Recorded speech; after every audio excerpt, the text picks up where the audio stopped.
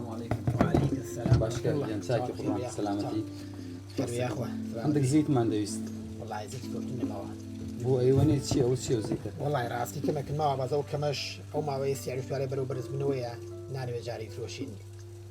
لبر اول زيادة. ايش قلنا اخبار هنا ترجمش في اسمه في. او ما علي خونه ودنوي دواي ما وقت كي اشتكي محامله او ما علي خونه ودنوي كسعر برز بودي فروش. اي الاخوانات ترسنيوا. مثلا اخو ما شو بو محامله من دنوي محامله بكينو. السلام عليكم. وعليكم السلام. شيء وكشتان شيء لست شيء. والله ما وصيانات من دك زيت ما دويست بيكرم اويش. مثلا ما علي خونه دواي فروش مجاري نفروش. يعني تاجر عند البيت.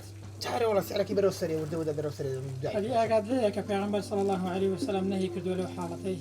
لا ما صار قدار اشتواني.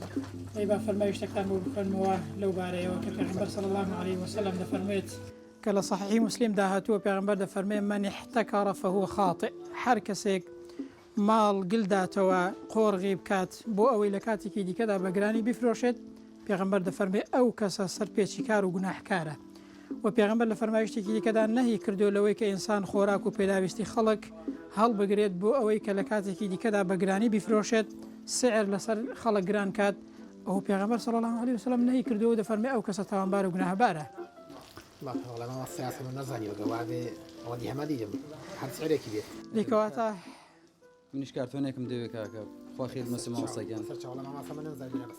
من ناوم سليمان خضر إبراهيم ناصر وبا ملا سليمان سنگسري وكو مامۆستایەکی ئاینی وەکو بانکخوازێک ویستم لە کاری بانکخوازیدا و لە کاری بانگەوازیدا کارێکی جیاواز و شێوازێکی جیاواز پیادە بکەم و ڕەچاو بکەم بۆ ئەوەی کە کاریگەرتر بێ بۆ خەڵک بە شێوازێکی زیندوو و بە شێوازی نواندن و سیناریۆ فەرمایشتەکان جێبەجێ بکەم بۆ ئەوەی کە لە لای خەڵکی کاریگەرتر بێ و بینەری باشتر بێ و خەڵک زیاتر ئیسفادەی لێ بکات.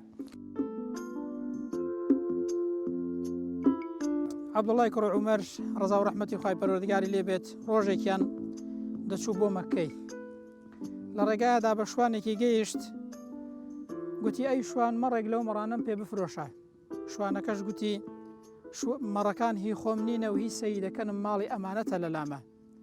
عەبدوڵڵای کوڕ عومەر ویستی لە خواترسانی ئەو شوانەیە تاقی بکاتەوە گوتی جا مەڕەکەم پێ بفرۆشە پارەکەت بۆ خۆی لە گرفانی باوێ و لە لای سەیدەکەش بڵێ کاکە گورگ خواردی و مەڕەکەون بووە و ئەوانە.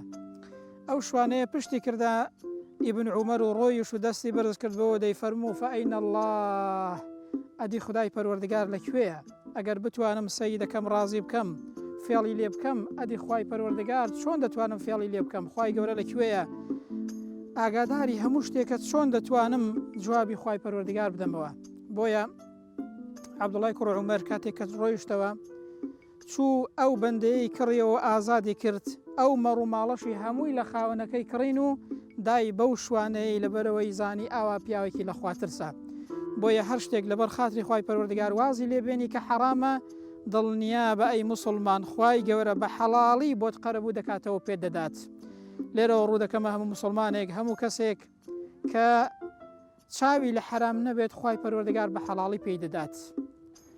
السلام عليكم أي أمة البيغمبري صلى الله عليه وسلم باشن سلامة كاكا هموتان أمتي محمد المصطفى دور الميلاتي بيغمبري دا باش نكري صلى الله عليه وسلم إيش باش خوتان بر وصا باش كي باش بومن داني لو وسر تساوي قلت وك تماشای فرمایشتەکانی پێغەمبەر دەکەم صلى الله عليه وسلم پێغەمبەر زۆر دەرس و پەندی بە شێوەی کردەی فێری هاوڵان و فێری ئێمە کردووە.